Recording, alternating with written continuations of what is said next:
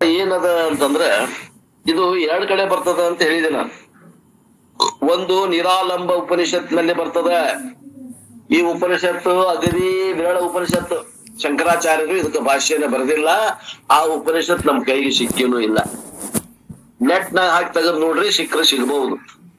ಇದ್ರ ಶ್ಲೋಕ ಹೆಂಗದ ಅಂದ್ರ ಪೂರ್ಣ ಶ್ಲೋಕ ಶ್ಲೋಕಾರ್ಧೇನ ಪ್ರವಕ್ಷ್ಯಾಮಿ ಯದುಕ್ತಂ ಗ್ರಂಥಕೋಟಿಭಿ ಬ್ರಹ್ಮ ಸತ್ಯ ಜಗನ್ಮಿಥ್ಯ ಜೀವೋ ಬ್ರಹ್ಮೈವ ನಾಪರಃ ನಿರಾಲಂಬ ಉಪನಿಷತ್. ಇನ್ನ ಶಂಕರರ ಸ್ವತಂತ್ರ ಗ್ರಂಥವಾದಂತ ಒಂದು ಗ್ರಂಥದ ಬ್ರಹ್ಮ ಜ್ಞಾನಾವಳಿ ಮಾಲಾ ಅಂತ ಹೆಸರು. ಅದರ ಶ್ಲೋಕದಲ್ಲಿ 20ನೇ ಶ್ಲೋಕ ಹೆಂಗೈತಿ ಅಂದ್ರ ಸ್ವಲ್ಪ ಅದನ್ನ ಹಿಂಗಾದ ಸ್ವಲ್ಪ ಚೇಂಜ್ ಮಾಡ್ಯಾರ. ಅದ ಹೆಂಗ್ ಪ್ರಾರಂಭ ಆಗ್ತದ ನೋಡ್ರಿ ಹೇಳ್ತೀನಿ. ಅದು ಪ್ರಾರಂಭ ಆಗೋದ ಬ್ರಹ್ಮ ಸತ್ಯಂ ಜಗನ್ಮಿಥ್ಯ ಜೀವೋ ಬ್ರಹ್ಮೈವ ನಾಪರಃ ಅನೇನ ವೇದಂ ತತ್ಶಾಸ್ತ್ರಂ ಇತಿ ವೇದಾಂತ ಡಿಂಡಿಮ. ಇದು ಆ ಶಂಕರರ ಬ್ರಹ್ಮ ಜ್ಞಾನಾವಳಿ ಮಾಲಾ ಅನ್ನುವಂತ ಒಂದು ಗ್ರಂಥದಲ್ಲಿ ಬರುವಂತ 20ನೇ ಶ್ಲೋಕ. ಸ್ವಲ್ಪ ವ್ಯತ್ಯಾಸ ಬಂದಿ. ಇಷ್ಟು ಬಿಟ್ರೆ ಇದರಲ್ಲಿ ಏನ್ ವಿಶೇಷ ಅರ್ಥ ಏನು ಅಂತಂದ್ರ ಶ್ಲೋಕಾರ್ಧೇನ ಪ್ರವಕ್ಷ್ಯಾಮಿ, ಅರ್ಧ ಶ್ಲೋಕದಲ್ಲಿ ಹೇಳುತ್ತೇನೆ. ಏನ್ ಹೇಳ್ತಿಪ್ಪ? ಯದುಕ್ತಂ ಗ್ರಂಥಕೋಟಿಭಿ, ವೇದಾಂತದ ಗ್ರಂಥಗಳು ಎಷ್ಟದಾವು? ಕೋಟಿಗಟ್ಲೆ ಅದಾವ. ಒಬ್ಬ ಮನುಷ್ಯನ ಆಯುಷ್ಯ 100 ವರ್ಷ ಅಂತ ಹಿಡ್ಕೊಂಡ್ರು ಕೂಡ ಅಭ್ಯಾಸ ಮಾಡ್ಲಿಕ್ಕೆ ಆಗದಷ್ಟು ಗ್ರಂಥಗಳದಾವ ವೇದಾಂತದಲ್ಲಿ. ಆ ಗ್ರಂಥ ಕೋಟಿ ಗ್ರಂಥ ಸಂಖ್ಯೆಯೊಳಗಿನ ಗ್ರಂಥಗಳಲ್ಲಿ ಇರುವಂತಹ ಸಾರವನ್ನ ಅರ್ಧ ಶ್ಲೋಕದಲ್ಲಿ ಹೇಳಿಬಿಡ್ತೇನೆ ಅಂತಾರೆ. ಏನು ಅರ್ಧ ಶ್ಲೋಕದಾಗ ಹೇಳ್ತೀನಿ ಅಂತಂದ್ರ ಬ್ರಹ್ಮ ಒಂದ ಸತ್ಯ, ಜಗತ್ ಮಿಥ್ಯ. ಬ್ರಹ್ಮ ಸತ್ಯ ಅಂದ್ರ ಪಾರಮಾರ್ಥಿಕ ಸತ್ಯ. ಜಗನ್ ಮಿಥ್ಯಾ ಅಂತಂದ್ರೆ ಇಲ್ಲೇ ಏನ್ ತಗೋಬೇಕು? ವ್ಯವಹಾರಿಕ ಸತ್ತ. ಮಿಥ್ಯಾ ಅಂತಂದ್ರ ಸುಳ್ಳು ಅಂತ ಅರ್ಥ ಮಾಡ್ತೇವಿ, ಸುಳ್ಳು ಅಲ್ಲ.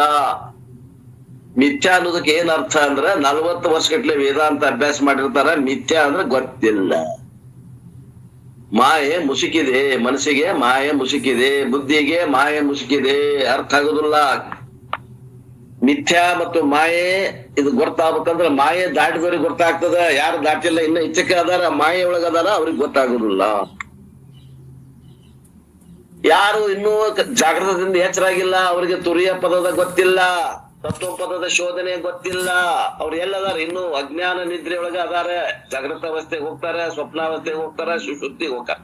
ತುರಿಯನ ಅವಸ್ಥೆ ಅವ್ರಿಗೆ ಇನ್ನೂ ಪ್ರಾಪ್ತಿನಾಗಿಲ್ಲ. ಅವ್ರಿಗೆ ಹಿಂಗಾಗ್ಯದ. ಆದ್ದರಿಂದ ಈ ಮಿಥ್ಯಾ ಅಂತಂದ್ರ ಇದು ಸತ್ ಅಸತ್ ವಿಲಕ್ಷಣ ಬಾಧ ಯೋಗ್ಯ ಸ್ವರೂಪವುಳ್ಳ ಅನಿರ್ವಚನೀಯ ಇದ್ದದ್ದು ಯಾವುದೋ ಅದು ಮಿಥ್ಯಾ.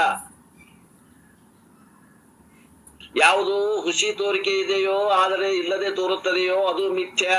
ಇವೆಲ್ಲ ತಿಳ್ಕೋಬೇಕ್ರಿ. ನಮ್ಮ ಮನಸ್ಸಿಗೆ ಪಟಾಯಿಸ್ಬೇಕು. ಇದು ತೋರ್ತದ ಆದ್ರೆ ಇಲ್ಲದೆ ತೋರ್ತದ. ಇದ್ದು ತೋರುದಲ್ಲ ಇದು. ಆ ತನ್ನ ಇರುವಿಕೆಗಾಗಿ ಇದು ಆತ್ಮನನ್ನ ಅವಲಂಬಿಸಿಕೊಂಡದ. ಯಾರ್ದ ಕಡೆಯಿಂದ ಕೈಗಾಲ ತಗೊಂಡು ತೋರ್ತದ. ಸ್ವತಂತ್ರ ಇಲ್ಲ. ಇದು ಅವಲಂಬಿಸಿಕೊಂಡು ತೋರುವುದು ಮಾಯೆ, ಮಿಥ್ಯಾ. ಇದು ಸತ್ ಅನ್ನಕ್ಕೂ ಬರಂಗಿಲ್ಲ. ತ್ರಿಕಾಲದಲ್ಲಿಯೂ ಒಂದು ಏಕರೂಪದಿಂದ ಇರುವಂತದ್ದು ಅಲ್ಲ. ಇದು ಬದಲಾವಣೆ ಆಗ್ತದಂತ ಹೋಗ್ತದ.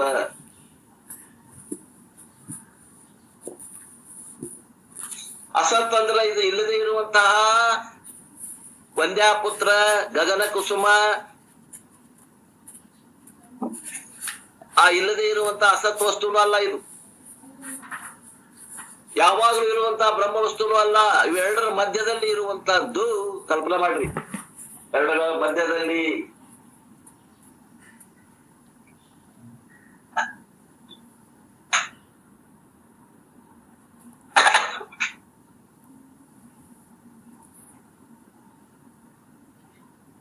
ಮಧ್ಯದಲ್ಲಿ ಅಂದ್ರೆ ಹೆಂಗ್ರಿ? ಇದು ಪೂರ ಸತ್ಯದಂಗ ತೋರ್ತತಿ, ಸತ್ಯ ಅಲ್ಲ.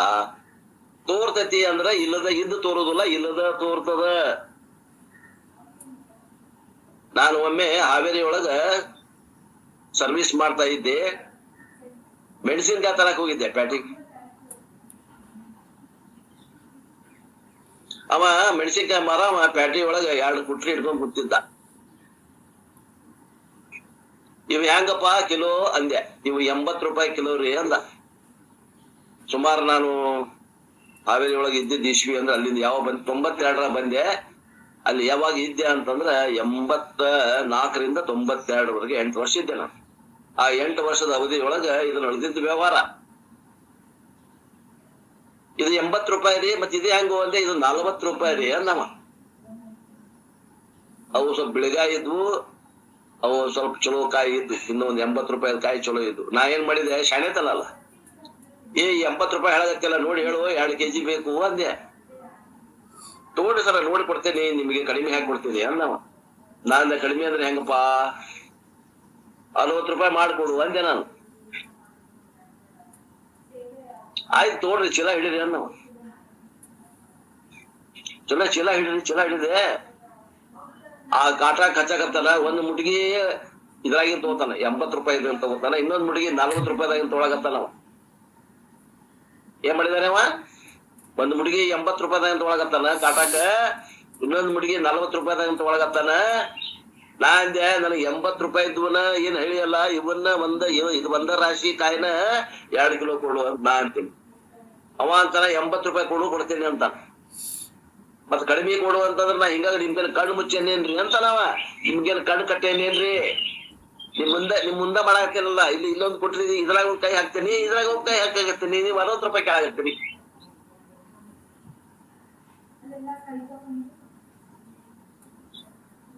ಹಂಗೈತಿದು ಮಾಯಾ. ಈ ಕಡೆ ಪೂರ್ಣ ಸತ್ತ ಐತೇನು, ಬ್ರಹ್ಮನಂಗ ಸತ್ಯ ಐತೇನು, 80 ರೂಪಾಯಿದಂಗ ಮೆಣಸಿನ್ಕಾಯಿ ಐತೇನು, ಹಂಗೂ ಇಲ್ಲ. ಈ ಕಡೆ 40 ರೂಪಾಯಿದಂಗ ಮೆಣಸಿನ್ಕಾಯಿ ಅಂದ್ರೆ ಅಸತ್ ಐತೇನು, ಇಲ್ಲದೇ ಇಲ್ಲ. ಏನ ಗಗನ ಕುಸುಮ ಬಂಜೆಯ ಮಗ ಇಲ್ಲವು ಜಗತ್ತಾಗ ಬಂಜೆ ಮಗ ಇಲ್ಲ. ಒಂದ್ ವೇಳೆ ಬಂಜೆದಾಳ ಅಂದ್ರ ಆಕೆಗೆ ಮಗ ಇರಕ್ ಸಾಧ್ಯ ಇಲ್ಲ.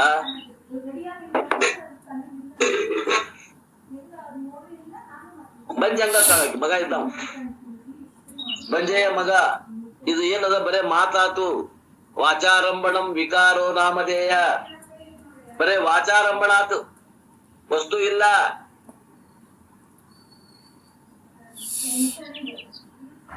ಮಾಯೆ ಅಸತ್ವ ಅಲ್ಲ, ಹಿಂಗ ಅಸತ್ವ ಅಲ್ಲ, ಇದು ಮಾಯೆ. ಸದ್ರೂಪದಂಗ ಬ್ರಹ್ಮದಂಗ ಸದ್ರೂಪನೂ ಅಲ್ಲ. ಇದು ನಡಕೈತ್ ನೋಡ್ರಿ. ನೀವ್ ತಿಳ್ಕೊಳಕ್ ಹೇಳಾಗತ್ತೀನಿ, ಇದು ನಡಕಿಂದು, ಇದು ಸತ್ವ ಅಲ್ಲ ಅಸತ್ವ ಅಲ್ಲ, ಅನಿರ್ವಚನಿ ಅಂದ್ರೆ ನಡಕಿಂದು ಅಂತ ನೀವು ತಿಳ್ಕೊಳ್ರಿ. ಅವ್ರು ಏನ್ ಹೇಳ್ಯಾರ ಶಾಸ್ತ್ರಕಾರರು, ಅನಿರ್ವಚನಿ ಅಂತ ಹೇಳ್ಯಾರ, ವಚಿಸ್ಲಿಕ್ಕೆ ಬರುದಿಲ್ಲ ಅಂತ ಹೇಳ್ಯಾರ. ಯಾಕಂತ ಹೇಳ್ಯಾರಿ, ಮಾಯೆಯನ್ನ ತಿಳ್ಕೊಳ್ಳುವಂತಹ ಉಪಕರಣ ಮನಸ್ಸು ಬುದ್ಧಿ ಚಿತ್ತ ಅಹಂಕಾರಕ್ಕೆ ಸಾಧ್ಯ ಇಲ್ಲ. ಅದಕ್ಕೆ ಅನಿರ್ವಚನಿ ಅಂತ ಹೇಳ್ಯಾರ.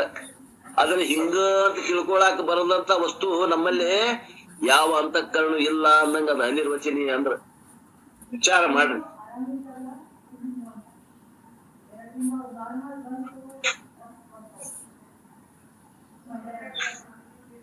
ಅವಿಚಾರ ಕೃತೇನ ಬಂಧ ವಿಚಾರೇಣ ನಿವರ್ತತೆ. ಅವಿಚಾರದಿಂದ ಬಂಧನ ಬಂದದ, ವಿಚಾರದಿಂದ ನಿವೃತ್ತಿ ಆಗ್ತದ. ವಿಚಾರ ಮಾಡಕವಲ್ಲಿವಿ ಅಂತಂದ್ರೆ ಹಂಗ ತಳಗ್ ಚಂಡ ಹಾಕೊಂಡು ಬ್ಯಾ ಅನ್ಕೊಂತ ಹೋಗುದು, ಖರೆ ಅನ್ಕೊಂತ ಹೋಗುದು. 40 ವರ್ಷ ಗಟ್ಲೆ ವೇದಾಂತ ಅಭ್ಯಾಸ ಮಾಡಿರ್ತಾರ. ನಿತ್ಯ ಅಂದ್ರೆ ಗಪ್ಪನ ನಿಲ್ತಾರ. ನಿತ್ಯ ಅಂದ್ರೆ ಕಣ್ಣಿಗೆ ಕಾಣ್ತೈತ್ರಿ, ಅದು ಇರುವುದಿಲ್ಲ. ಅದು ಖರೆ ಅನ್ನಂದ್ರ ಖರೆ ಅಲ್ಲ, ಸುಳ್ಳಂದ್ರ ಸುಳ್ಳು ಅಲ್ಲ. ಎರಡರ ನಡ್ಬರ್ಕಿಲ್ರಿ. ಎರಡರ ನಡ್ಬರ್ಕಿಲ್ ನೋಡ್ರಿ. ಹಿಂಗ ತಿಳ್ಕೊಳಕ್ ಬರ್ತೈತಿಲ್ರಿ. ಇದಕ್ಕಿಂತ ಇಲ್ಲಿ ತಳಗ ಬಂದ್ ಹೇಳಾಕಂತೂ ಸಾಧ್ಯನೇ ಇಲ್ಲ. ಆ ನಂತರ ಇನ್ನೊಂದ್ ಮಾತು ಹೇಳ್ತೀನಿ ನಿಮ್ಗೆ, ಕೇಳ್ರಿ. ವೇದಾಂತ ವಿಚಾರದಲ್ಲಿ ವೇದಾಂತ ಅಂದ್ರೆ ಏನ್ರಿ ಅಂತ ಸಂಕ್ಷಿಪ್ತ ಹೇಳಿದ್ರೆ, ಜೀವ ಅಂದ್ರೆ ಏನು, ಬ್ರಹ್ಮ ಅಂದ್ರೆ ಏನು, ಜಗತ್ತಂದ್ರೆ ಏನು, ಈ ಮೂರನ್ನು ವಿಚಾರ ಮಾಡುವುದು ವೇದಾಂತ ಎಂದು ಕರೆಯುತ್ತಾರೆ.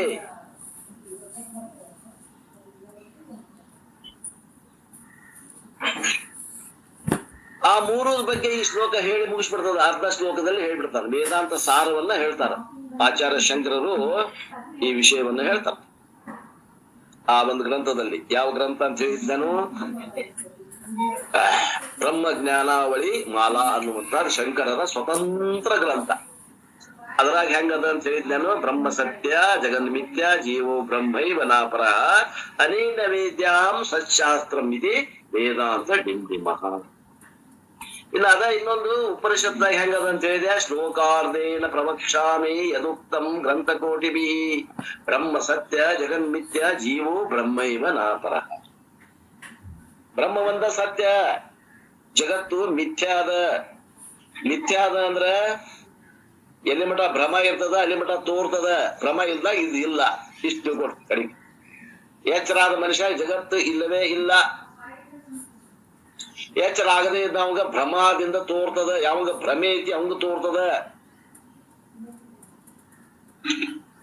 ಇಲ್ಲಿ ಮಿಥ್ಯಾ ಅಂದ್ರೆ ಇದು ಮಾಯೆ, ಮಿಸುಕು, ಇಲ್ಯೂಷನ್, ಭ್ರಮೆ ಅಂತ ಅರ್ಥ ಮಾಡ್ಬೇಕು. ಮತ್ತೆ ಜೀವ ಏನದನಲ್ಲ, ಜೀವ ಬ್ರಹ್ಮನನ್ನ ಬಿಟ್ಟು ಬೇರೆ ಇಲ್ಲ. ಇದು ಏನದ, ಗ್ರಂಥ ಕೋಟಿಭಿ, ಕೋಟಿ ಗ್ರಂಥಗಳ ಸಾರವನ್ನ ಹೇಳ್ತಾ ಇದ್ದೀನಿ. ಅಂದ್ರೆ ಏನದ ರೀ, ಈ ಜಗತ್ತು ಬ್ರಹ್ಮದ, ಜೀವನು ಬ್ರಹ್ಮದ, ಬ್ರಹ್ಮ ಬ್ರಹ್ಮವೇ ಅದ. ಕ್ಲಾಸ್ ಬ್ರಹ್ಮನ ಬಿಟ್ಟು ಏನೂ ಇಲ್ಲ. ಮತ್ ಉಳಿದದ್ದೆಲ್ಲ ಇದ್ದಂಗ ಕಾಣ್ತದ, ಆದ್ರೆ ಇಲ್ಲ ಅನ್ನಂಗ. ಹೆಂಗ ಅಂದ್ರ ಮೃಗ ಜಲದಂತೆ ಐತಿ ಅಂದ್ರೆ ಮೃಗ ಜಲ ಕಡ್ಲಿ ಕಾಣ್ತೈತಿ ಇಲ್ಲೋ, ಕಾಣ್ತದ. ಐತೇನ್ರಿ? ಇಲ್ಲ. ಇಲ್ಲದ ಕಾಣ್ತೈತಿ ಇಲ್ಲ, ಹೌದ್ರಿ. ಹಂಗ ಜಗತ್ತದ. ಮೃಗಜಲವನ್ನ ಸತ್ಯ ಬಂದು ನೋಡ್ತದ ಚಿಗರಿ, ಪ್ರಾಣಿ ಬುದ್ಧಿ ಇಲ್ಲ ನೋಡ್ರಿ. ಒಂದೇ ಮೃಗಜಲವನ್ನ 3 ಜನ ನೋಡ್ತಾರ ನೋಡಿ, ತೋರಿಸ್ತೇನೆ ನಿಮಗೆ. ಮೃಗಜಲ ಹೆಂಗ ನೋಡ್ತದ, ಸತ್ಯ ಅಂತ ಬೆನ್ನ ಹತ್ತದ. ನೀರಡಿಸದ ಬಿಸಿಲಿಗೆ ನೀರ್ ಬೇಕು ಅಂತ ಕಾಣ್ತದ, ಅಲ್ಲಿ ನೀರ್ ಕಾಣ್ತದ, ಓಡಿ ಹೋಗ್ತದ, ಅಲ್ಲಿ ಹೋಗುತ್ತಲ್ಲ ಅದು ಮುಂದೆ ಕಾಣ್ತದ. ಮತ್ ಮುಂದೆ ಅಲ್ಲಿಂದ ಅಲ್ಲಿ ಓಡ್ತದ, ಅಲ್ಲಿಂದ ಮತ್ತ ಅದು ಮುಂದೆ ಕಾಣ್ತದ. ಹಿಂಗ ಎಲ್ಲಿ ಮಠ ಕಾಣ್ತದ, ಅದು ಸಂಜೆ ಆಗೋ ಮಠನು ಕಾಣ್ತದ, ಸಂಜೆ ಆಗುತ್ತೇನ ಕಾಣುದಿಲ್ಲ.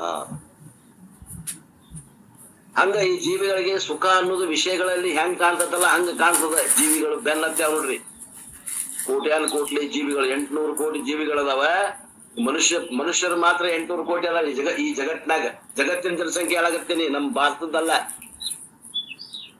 ಈ 800 ಕೋಟಿ ಮನುಷ್ಯರ ಅಲ್ಲದನ ಪ್ರಾಣಿಗಳು, ಅನೇಕ ಪ್ರಾಣಿಗಳು ಸತ್ಯ, ಜಗತ್ತು ಸತ್ಯ ಅಂತ ಬೆನ್ನ ಹತ್ತವಿಲ್ಲೋ. ಯಾವಾಗ ಕಾಣುದಿಲ್ಲ ಅಂತಂದ್ರೆ ಸಂಜೆ ಆಗುತ್ತೇನೆ, ಯಾವಾಗ ಸೂರ್ಯಾಸ್ತ ಆಗ್ತದ ಅವಾಗ ಅದು ಮೃಗಜಲ ಕಾಣುದಿಲ್ಲ. ಹಂಗ ಇವು ಯಾವಾಗ ಕಾಣುದಿಲ್ಲ ಅಂದ್ರ ವಯಸ್ಸು ಮುಪ್ಪಾದ ಮ್ಯಾಗ ಏನ್ರಿ, ಕಣ್ಣು ಕಾಣದಂಗ ಆಗ್ಬೇಕು, ಕಿವಿ ಕೇಳ್ದಂಗ ಆಗ್ಬೇಕು, ಕಾಲಿಗೆ ನಡ್ಯಾಕ್ ಬರ್ದಂಗ ಆಗ್ಬೇಕು, ಗೋಣಿಗೆ ನಿಲ್ದಾಬಾರ್ದು, ನಡ ನಿಂದ್ರಬಾರ್ದು. ಹಂಗಾದಾಗ ಇವ್ಗೇನಾಕತಿ, ಜಗತ್ ಕಾಣಂಗಿಲ್ಲ. ಅವಾಗ ಕಣ್ಣು ಯಾಕೋ ಮಸಕ್ ಆಗ್ಯಾವ್ರಿ, ಕಿವಿ ಯಾಕ ಸರಿಯಾಗಿ ಕೇಳುದಿಲ್ರಿ ಅಂತಲ್ಲ. ಆ ಒಂದು ಸಂಧ್ಯಾ ಸಮಯದಲ್ಲಿ ಕಾಣದಂಗ ಆಗ್ತದ.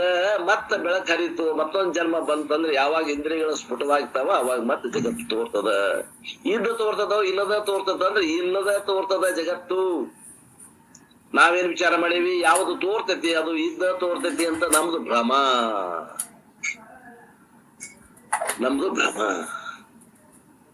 ಆದ್ದರಿಂದ ಏನ್ ಹೇಳ್ತದೆ ಶಾಸ್ತ್ರ ಅಂದ್ರೆ, ಬ್ರಹ್ಮ ಒಂದ ಸತ್ಯದಪ್ಪ, ನಿನ್ನ ಸ್ವರೂಪ ಏನೈತಿ ಸಚ್ಚಿದಾನಂದ ನಿತ್ಯ ಪರಿಪೂರ್ಣ. ನಾವೇನು ಸೋಚೇವಲ್ಲ, ಆತ್ಮನಾತ್ಮ ವಿವೇಕ ಮಾಡೀವಿ, ದೃಕ್ ದೃಶ್ ವಿವೇಕ ಮಾಡೀವಿ, ಅವಸ್ಥಾತ್ರಯ ವಿವೇಕ ಮಾಡೀವಿ. ಈ ಬದಲಾವಣೆ ಆಗುತ್ತಿರುವಂತಹ ಈ ಜಗತ್ತಿನಲ್ಲಿ ಬದಲಾವಣೆ ಆಗದೇ ಇರುವಂತಹ ಒಂದು ವಸ್ತು ಅದ, ಅದೇ ನೀನದಿದೆ, ಅದೇ ನಾನು ಅದೇನಿ. ಅದಕ್ಕ ಆತ್ಮ ಅಂತಾರ, ಅದಕ್ಕ ದೇವರು ಅಂತಾರ, ಅದಕ್ಕ ಬ್ರಹ್ಮ ಅಂತಾರ. ಅದು ಒಂದ ನಿಜ, ಉಳಿದದ್ದೆಲ್ಲ ತೋರಿಕೆ. ಉಳಿದದ್ದೆಲ್ಲ ತೋರಿಕೆ.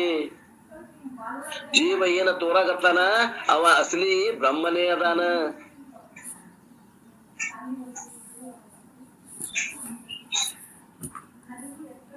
ನೀ ಗ್ರಂಥ ಒಂದು ಕೋಟಿ ಗಟ್ಲೆ ಗ್ರಂಥ ಓದಿದ್ರು ಈ ಅರ್ಥನ ಐತೆ ಹೊರತು ಬೇರೆ ಏನು ಹೇಳಾಗತ್ತಿಲ್ಲ. ವೇದಾಂತ ವಾಕ್ಯಗಳು ಏನನ್ನ ಹೇಳಕ್ ಹೊಂಟಾವು ಅಂತಂದ್ರ ಅರ್ಧ ಶ್ಲೋಕದಾಗ ಹೇಳ್ತೀನಿ ಅಂತ ಹೇಳ್ತಾರ. ಈ ಜಗತ್ತು ಭ್ರಮಾತ್ಮಕ ಅದ, ಪರಮಾತ್ಮ ಬ್ರಹ್ಮ ಅನ್ನೋದೊಂದ ಸತ್ಯದ. ಆ ಏನು ವೈಯಕ್ತಿಕವಾದಂತ ಜೀವ ಅದಾನಲ್ಲ ಅವ ಪರಮಾತ್ಮ ಸ್ವರೂಪನೇ ಅದ್ದಾನ.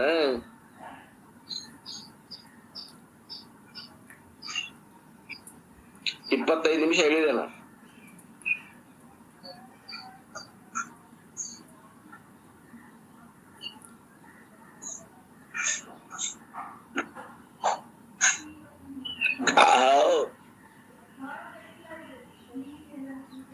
ಮತ್ತ ಮುಂದೆ ಭ್ರಮೆ ಅಂದ್ರೆ ಏನು, ಭ್ರಾಂತಿಗೆ ಲಕ್ಷಣ ಮುಂಟೆ. ಭ್ರಾಂತಿಗೆ ಲಕ್ಷಣ ಇಲ್ಲ. ಭ್ರಾಂತಿಗೆ ಲಕ್ಷಣ ಹೇಳಿದ್ರೆ ಏನಾಗ್ತದೆ? ಅದು ಒಂದು ವಸ್ತು ಆಗ್ತದೆ. ಅದಕ್ಕೆ ಭ್ರಾಂತಿಗೆ ಲಕ್ಷಣ ಇಲ್ಲ. It is an illusion. ಅದು ಭ್ರಮೆ ಅದ. ಜಗತ್ತು ಭ್ರಮೆಯಿಂದ ತೋರಾಗತ್ತದ, ಇಲ್ಲದೆ ತೋರ್ತದೆ. ಮತ್ತೆ ಈ ತೋರ್ತದ ಅದನ್ನ ಯಾಕೆ ವಿಚಾರ ಮಾಡಬೇಕು ಅಂದ್ರ ಮಿಥ್ಯೆ ಅರಿತರೆ ಸತ್ಯ ಸಿದ್ಧಿ. ನಿಜಗುಂಡ್ರು ಹೇಳ್ತಾರ, ಎಲ್ಲೇ ವಿವೇಕ ಚಿಂತಾಮಣಿ ಒಳಗೆ ಹೇಳ್ತಾರ ನೋಡ್ರಿ. ಮಿಥ್ಯೆಯನ್ನ ಮಿಥ್ಯೆ ಅಂತ ಅರ್ತೀವಿ ಅಂದ್ರ ಜಗತ್ ಸತ್ಯ ಆಗ್ತದ, ಇದು ಬ್ರಹ್ಮ ಸತ್ಯ ಗೊತ್ತಾಗ್ತದ. ಇಲ್ಲ ಅಂದ್ರೆ ಈ ಜಗತ್ತಿಗೆ ಸತ್ಯ ಅಂತ ಕುಂತು ಬಿಡ್ತೇವಿ. ಆದ್ದರಿಂದ ಮಿಥ್ಯೆ ಅರಿತರೆ ಸತ್ಯ ಸಿದ್ಧಿ. ಮಿಥ್ಯೆ ಅಂತ ಅರ್ಥ ಸತ್ಯ ಸಿದ್ಧಿ ಆಗ್ತದ. ಆದ್ದರಿಂದ ಇಷ್ಟೆಲ್ಲಾ ಕಷ್ಟಪಡ್ಬೇಕಾಗ್ಯದ. ಮಿಥ್ಯೆಯನ್ನ ಸತ್ಯ ಅಂತ ಸಂಸಾರ, ಮಿಥ್ಯೆಯನ್ನ ಮಿಥ್ಯೆ ಅಂತ ತಿಳಿದ್ರೆ ಮೋಕ್ಷ. ಆ ಮಿಥ್ಯೆ ಅನ್ನೋ ಶಬ್ದದ ಅರ್ಥ ಯಥಾರ್ಥವಾಗಿ ತಿಳಿದುಕೊಳ್ಳಲಿ ಅನ್ನುವಂತ ಒಂದು ಕಳಕಳಿಯಿಂದ ಈ ಮಿಥ್ಯಾ ಶಬ್ದವನ್ನು ಬಳಸ್ತಾರೆ. ಕನಸಿನಾಗ ಒಂದು ಮಗ ಹುಟ್ಟಿದ, ಜಾಗ್ರತಾಗ ಒಬ್ಬ ಮಗ ಅದಾನ, 10 ಎಕರೆ ಆಸ್ತಿ ಅದ. ಹೇಳಿ, ಈಗ 10 ಎಕರೆ ಆಸ್ತಿ 5 ಎಕರೆ ಜಾಗ್ರತ ಮಗಗ, 5 ಎಕರೆ ಸ್ವಪ್ನದ ಮಗ ಕೊಡ್ತಿರೋ, ಏನು 10 ಎಕರೆ ಒಬ್ಬ ಜಾಗ್ರತ ಮಗ ಕೊಡ್ತಿರೋ? ಜಗತ್ತಿಲ್ಲ ಇಲ್ಲರಿ, ಭ್ರಮ. ಮತ್ತ ಅದನ್ನ ಖರೆ ಅಂತ ಹೊಂಟ್ರ ಸಂಸಾರ ಪ್ರಾಪ್ತಿ.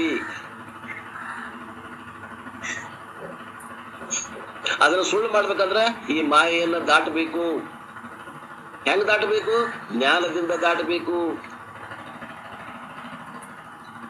ಅದನ್ನ ಬಡಗಿ ತಗೊಂಡು ಹೊಡಿಯೋದಲ್ಲ, ಜಗತ್ತನ್ನ ಕುಟ್ಟಿ ಪುಡಿ ಮಾಡೋದಲ್ಲ. ಅದು ಮಿಥ್ಯಾ ಅಂತ ತಿಳಿದ್ರೆ ಸಾಕು, ದಾಟಕ್ ಬರ್ತದ. ಅದಕ್ಕೇನಾಗಬೇಕು ಅಂದ್ರ ಉತ್ತಿಷ್ಠತ ಜಾಗ್ರತ ಪ್ರಾಪ್ಯವರ ನಿಬೋಧತೆ. ಎಚ್ಚರಾಗ್ರಿ. ಕನಸಿನಾಗಿಂದ ಕನಸು ಸುಳ್ಳು ಅನ್ಬೇಕಾದ್ರೆ ಯಾವಾಗ ಅಂತೀವ್ರಿ ನಾವು? ಎದ್ದ ಮ್ಯಾಗ ಅಂತೀವಿ. ಕನಸು ಸುಳ್ಳು ಅಂತೇವೇನು ಅನ್ನೋದಿಲ್ಲ, ಕರೇನ ಅಂತೀವಿ. ಕನಸಿನಾಗಿಂದ ಹೆಂಗ್ ಜಾಗೃತಕ್ಕ ನಾವು ಬರ್ತೇವಿ, ಅಲ್ಲಂತೂ ಎಲ್ಲರೂ ಸ್ವಾಭಾವಿಕವಾಗಿ ಬರ್ತೇವಿ. ಇಲ್ಲಿ ಪ್ರಯತ್ನ ಅದ ನೋಡ್ರಿ, ಜ್ಞಾನದಿಂದ ಪ್ರಯತ್ನ ಮಾಡ್ಬೇಕು. ಶ್ರೋತ್ರಿಯ ಬ್ರಹ್ಮನಿಷ್ಠ ಗುರುವಿನ ಬೆನ್ನತ್ತಿ ಶಾಸ್ತ್ರ ಶ್ರವಣ ಮನನ ನಿಧಿಧ್ಯಾಸನ ಮಾಡಿದ್ರೆ ಎಚ್ಚರ ಆಗ್ತೈತಿ. ಪ್ರಯತ್ನ ಐತಿಲ್ಲಿ. ಆ ಪ್ರಯತ್ನವನ್ನ ಮಾಡಿದ್ರೆ ನಮ್ಮ ತುರಿಯ ಪದವನ್ನ ಗುರುತಿಸ್ಬೇಕಾಗ್ತದೆ. ವರ್ತಿಸಿದಾಗ ಜಾಗೃತ ಸುಳ್ಳು ಅನಿಸ್ಕೊಳ್ತದ. ಆ ಎಳ್ದನ ಇದು ಸುಳ್ಳು ಅನಿಸ್ಕೊಳ್ಳೋದಿಲ್ಲ, ಬರೇ ಮಾತಾಡ್ತದ. ಎದ್ದವ್ರ ಮಾತು ನೋಡ್ರಿ, ಒಟ್ಟು ಅಜ್ಞಾನ ಅನ್ನುವಂತ ನಿದ್ರೆಯಿಂದ ಎದ್ದವ್ರ ಮಾತು ಏನು? ಬ್ರಹ್ಮ ಒಂದ ಸತ್ಯ, ಜಗನ್ಮಿಥ್ಯ. ಮತ್ತಿನ್ನ ಎದ್ದೇ ಇಲ್ಲ ಆದ್ರೂ ಮಿಥ್ಯ ಅಂತ ಅನ್ನೋದು ಬಾಯಿ ಮಾತಾತಪಾ ಅಂತಾರ. ಹೇಳಾಕ ಬಂತು, ಉಳಿಯಾಕ ಬರ್ಲಿಲ್ಲ. ಇಷ್ಟು ಒಂದು ಸಾರಾಂಶದೊಂದಿಗೆ ಈ ವಿಷಯವನ್ನ ಮುಗಿಸ್ತೇನೆ. ಮುಂದಿನ ವಿಷಯ ಏನಿದೆ ಅಂದ್ರ, ವಿಮಲ ಮಾನಸದಿಂದ ಶುಭ ತೀರ್ಥ ಮುಂದೆ. ನಿನ್ನ ಆಗೈತೇನ್ರಿ ಇದು? ಆಗೈತ್ರಿ ಅದ. ಅದಾಗೈತಿ. ಮುಂದಿನ ವಿಷಯ ಈ ನೀವು ಹೇಳಿರಲ್ಲ ಇಷ್ಟ ಮಟ. ಹಲೋ, ಹೇಳಿರಲ್ಲ ನಾಮಾವಳಿ ಮಾಲಾ ಅಂತ ಹೇಳಿರಲ್ಲ, ಅದು ಅನುವಾದ ಮತ್ತು ವಿವರಣೆ ಯಾರು ಮಾಡ್ಯಾರ ಅದನ್ನ? ಏನ್ ನೋಡ್ಬೇಕ್ರಿ ಸರ್, ಯಾರು ಗೊತ್ತಿಲ್ಲ ನಾನು.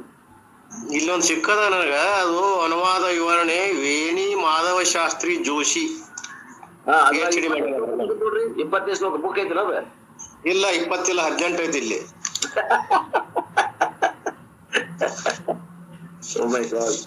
ಒರಿಜಿನಲ್ ಎಲ್ಲಾ ಬರ್ದಾನ, ಅಷ್ಟು ಶ್ಲೋಕಗಳನ್ನ ಬರದ ಒಂದೊಂದು ಹೇಳ್ಕೊಂತ ಹೋಗ್ಯಾನ. 18ನೇ ಶ್ಲೋಕದೊಳಗ ಅದೈತಿ. ಬ್ರಹ್ಮ ಸತ್ಯ ಜಗನ್ಮಿಥ್ಯ ಜೀವೋ ಬ್ರಹ್ಮಯವನಾಪರ ಅನೇನ ವೇದ್ಯಂ ಸತ್ಶಾಸ್ತ್ರಂ ಇತಿ ವೇದಾಂತ ಡಿಂಡಿಮಃ. ನೀವ್ ಹೇಳಿರಲ್ಲ ಅದೈತಿ. ಅದನ್ನ ವಿವರಣೆ ಮಾಡ್ಯಾನ. ಬೇಕಾರೆ 2 ಪೇಜ್ ಒಂದ್ ಪೇಜ್ ಓದ್ಲೇನ್ರಿ ಅದನ್ನ ಹೆಂಗ್ ಮಾಡ್ಯಾನ ನೋಡು. ಚಲೋ ಆತ್ ಓದ್ರಿ. ನಾನೀಗ ಸ್ವತಂತ್ರ ನನ್ನ ವಿಚಾರ ಏನ್, ನಾ ಯಾವ ಗ್ರಂಥ ವಿಚಾರ ನಾನ್ ನೋಡಿದೀಗ ಅದ ಒಂದ್ ಸ್ವಲ್ಪ ದೃಷ್ಟಾಂತ ಬೇರೆ ಬೇರೆ ಕೊಟ್ಟಾನ. ಓದ್ತೇನೆ, ಓದ್ರಲ್ಲ. ಚಲೋ ಆತ, ಓದ್ರಿ ದೊಡ್ಡಣ್ಣ, ಓದ್ರಿ. ನಾವೇನು ಚರ್ಚೆ ಮಾಡ್ತೀವಲ್ಲ ಇಷ್ಟು ಅಲ್ಲಿ ಬರ್ತೈತಿ ಅಲ್ಲ ಗೊತ್ತಿಲ್ಲ ನಮ್ಗೆ. ಯಾಕಂದ್ರೆ ಟೈಮ್ ಇರಂಗಿಲ್ಲ ನಮ್ಗೆ. ಅದೇ ಗೊತ್ತಿರದೇ ಇರೋರು ಇಲ್ಲ ಅಂತ ಅಲ್ಲ ಇದ್ದಾರೆ. ಅಲ್ಲಿ ಹೇಳಲಿಕ್ಕೆ ಅವಕಾಶ ಇರುವುದಿಲ್ಲ. 5 ನಿಮಿಷ ಕೊಟ್ಟಿರ್ತಾರೆ, ಏನ್ ಹೇಳ್ತಾರ? ಹೌದೌದು, ಓದ್ತ ನೋಡ್ರಿ. ಓದ್ರಿ.